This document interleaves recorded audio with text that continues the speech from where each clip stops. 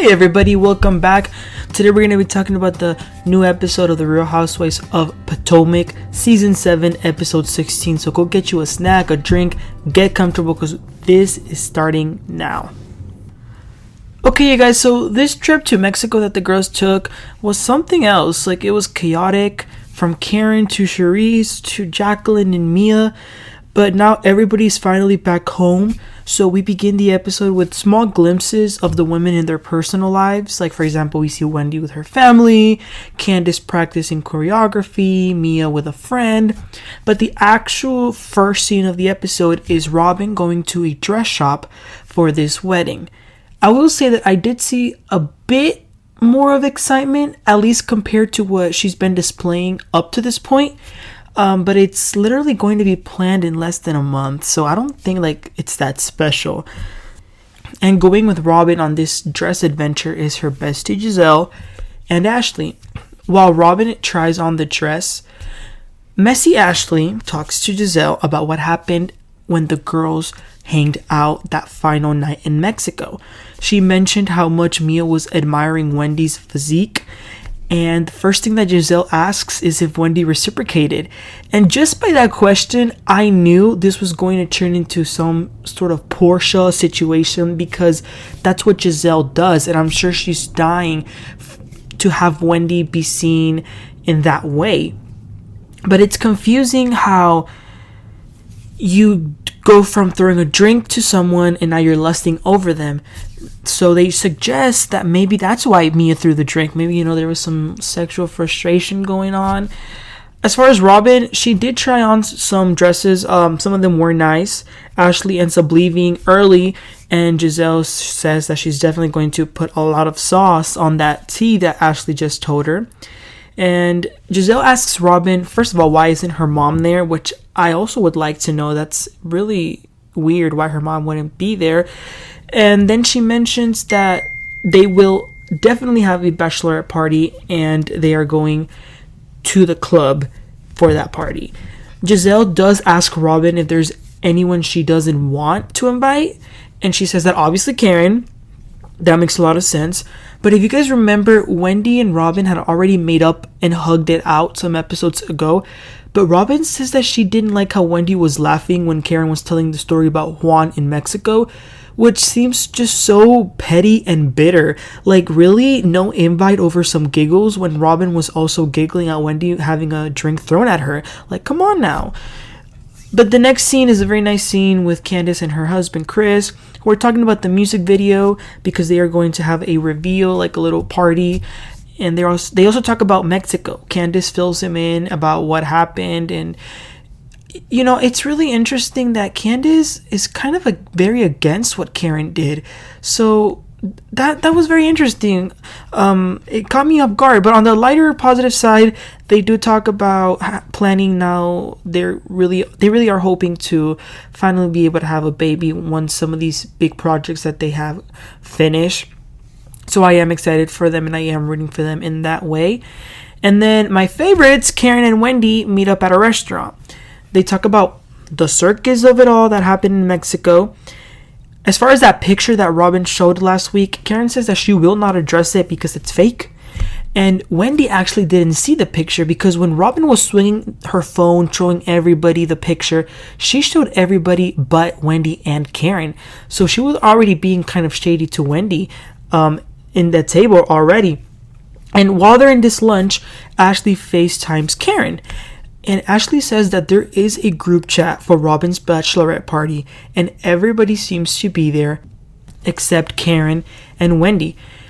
I don't think Karen is surprised, but Wendy is very confused because she doesn't understand what the issue is because they had already agreed on moving forward positively, but that's not a good thing, like for her not to be invited. And she wonders if she was really not invited because of Robyn or maybe if it was because Giselle clearly doesn't like her, so maybe that played some influence in it.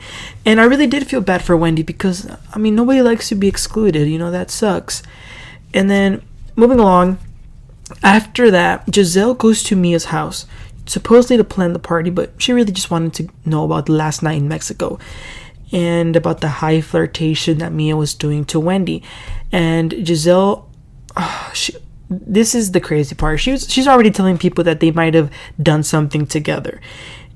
You guys, Gizelle has now been involved in Candace's business, Karen's business, Mia and Wendy's business, yet she has nothing to talk about herself because she doesn't have any business. So I don't like that. And Mia is now saying that Wendy just opened it wide open, and that Wendy asked her to see it, and that Wendy wanted to do this, and Wendy wanted to do all that, clearly making it seem like Wendy was the one attracted to her. And she even says that Wendy is clearly attracted to her, and maybe that's why she was so mad at Mia. And I couldn't believe it, because I thought that Mia apologizing last week was good, but now for her to turn it on like that, and I'm like, Mia, deflect. But they also talk about Jacqueline, and she says that she pretty much wants nothing to do with her. Wendy then has a really cool scene where she is on a panel for MSNBC doing her political commentary, because, you know, she actually does stuff unlike a lot of the other people in this cast. And I do love seeing this side of Wendy, you know, like I do like seeing that working side. And then the day of the Bachelorette party comes. Ashley and Mia coincidentally actually wear the same outfit, so that's funny. And you know who else was there? Charrisse. And again, Candace was super friendly with her, so I was like, I caught that. Karen is also seen doing her business, you know, getting her coin. She's going over a new candle that she was launching for like a holiday edition. And it's cool to see someone doing business, you know, talking about shipments and how much product they have and whatever, you know. But you know, there's always got to be a little mess. So she does take a picture, and she wants Robyn to see it so that she knows that even though she wasn't at this party, she's not wasting her time. So I thought that was very funny. And in the party bus, they again talk about what happened that last night in Mexico. But apparently now they're saying that it was like a quadruple kiss between all of them. It's just really weird and strange because the story keeps changing. But they arrive at this club. One of the things that they talk about are Michael and Ashley and the divorce. And Ashley says that it's not always bad between them. You know, there's some moments that they do have some light moments, and it's really good. And they are currently in one of those light moments. And to which I thought, I mean, if she doesn't want to divorce him, just don't divorce him, you know, just stay. But then Candace tells her that her husband, Chris, saw Michael with another woman at one of his restaurants, which I felt wasn't really necessary for her to say because, I mean, they are divorcing, but it did take Ashley by surprise knowing that. And then the conversation shifts a little bit and they talk about Karen. Charrisse in particular is saying that Karen is known for getting drunk, and that last time she was with her in a club, she was screwing a worker in the bathroom. And saying all these crazy rumors. And honestly, the fact that nobody stood up to her and nobody defended Karen told me everything I needed to know. The funny thing is that Charrisse sounded super drunk while she was telling the story. But apparently everybody knew about it. They're all saying, oh, we heard about that. It's nothing new. It's clearly an agenda against Karen. And yeah, it's really unfortunate to watch because let's just say that it is true. For them to be putting this on national television to destroy her, it just sucks. And then what was really the most disgusting part for me was Gizelle calling Karen a prostitute on national television. Like a woman against another woman, saying that this woman that's supposedly their friends, that their children get along, or what, that Karen has always shown love for her children, and for Gizelle to be calling her that, I couldn't believe it. But anyway, that's where the episode ends. And guess what, you guys? Next week is the season finale. A lot is going to go down in that finale from the preview. A lot of people are going to be fighting. I cannot wait. It looks like it's going to be a hell of a finale. But like I said, what's happening with Karen, I think, is really unfortunate. I also feel bad for Wendy, who, you know, kind of got her hopes up, thinking that she could have maybe had a good friendship with Robyn, but it looks like it's not going to happen. So I don't know. You know, this show is getting really interesting. The reunion already filmed, and I am really excited to see what is going to happen from now on. But I want to hear from you guys. What do you think about Karen and Wendy being excluded from the bachelorette party? And what do you think about all these rumors that Charrisse and all the girls are starting to spread about Karen? Let me know in the comments. Please don't forget to like and subscribe, and I'll catch you guys next time. You guys have a great one. Bye.